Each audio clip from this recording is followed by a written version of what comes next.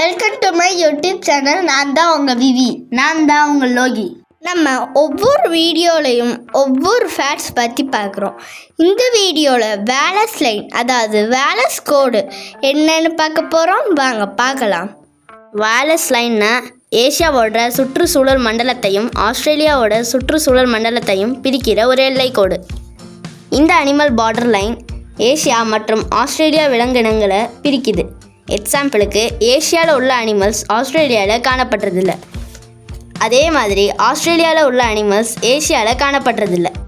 இந்த கோடு 1859 பிரிட்டிஷ் இயற்கை ஆர்வலர் ஆல்பிரட் ரசல் வேலஸ் என்பவரால் வரையப்பட்ட ஒரு விலங்கின எல்லை கோடு. That means animal border line.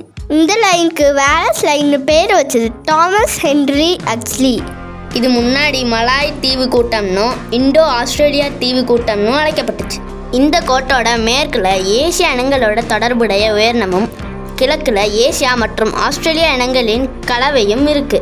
19th செஞ்சுரியில் east Indies வழியாக ட்ராவல் பண்ணும்போது லேண்ட் மம்மல்ஸுக்கும் பேர்ட்ஸுக்கும் உள்ள இந்த தெளிவான பிரிவை வேலஸ் கவனித்தார். இந்த லைன் இந்தோனேஷியா வழியாகவும் போர்னியோ மற்றும் சுலவேசி இடையே உள்ள மகசா ஸ்ட்ரெயிட் வழியாகவும் பாலி மற்றும் லோம்போக் இடையே உள்ள லோம்போக் ஸ்ட்ரெயிட் வழியாகவும் செல்லுது. இதோட டிஸ்டன்ஸ்னு பார்த்தா ரொம்ப சிறுசு தான். சுமார் 35 கிலோமீட்டர், அதாவது 22 மைல் மட்டும்தாங்க. இந்த பிளேஸோட பயோஜியோகிராஃபி ஏன்ஷியன் சீ லெவலுக்கும் கான்டினென்டல் செல்ஃப்ஸுக்கும் உள்ள ரிலேஷன்ஷிப்பை குறிக்குது. கான்டினென்டல் செல்ஸோட வரையறைகளை ஆராயும் போது வேலஸ் லைன் ஜியோகிராஃபிக்கலாக நமக்கு விசிபிள் ஆகும். இதை சுண்டா செல்ஃப் தென் கிழக்கு விளிம்ப சாகுல் செல்ஃபை பிரிக்கிற ஒரு ஆழமான நீர் வழித்தடமாக காணப்படுது.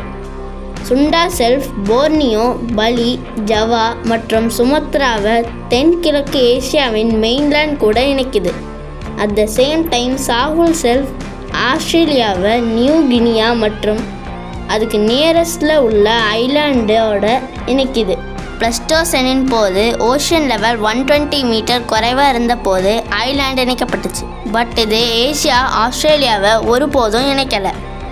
இதோட விளைவாக இந்த ரெண்டு பெரிய கான்டினென்டல் ஷெல்ஃபுக்கு இடையே உள்ள ஆழமான நீர் ஆஸ்திரேலியாவில் உள்ள ஃப்ளோரா அண்ட் ஃபோனா ஏசியாவில் உள்ள தாவரங்கள் இருந்து பிரித்து வைக்கிற ஒரு தடையாக உருவாக்குச்சு. ஓஷியன் ஸ்பீசிஸ் இடம்பெயர்றதை தடுக்கிற ஒரு தடையாகவும் இருந்துச்சு. இதனால தான் வாலேஷியா பகுதி அதோட கான்டினென்டல் லேண்டில் தனிமைப்படுத்தப்பட்ட ஐலாண்டாக கொண்டுள்ளது. இந்த வீடியோ உங்களுக்கு பிடிச்சிருந்தா லைக் பண்ணுங்கள், ஷேர் பண்ணுங்கள், மறக்காமல் சப்ஸ்கிரைப் பண்ணிடுங்க. கூடவே பெல் ஐக்கானையும் கிளிக் பண்ணிடுங்க. தேங்க்யூ ஃபார் வாட்சிங். See you on the next video. Tata, bye bye.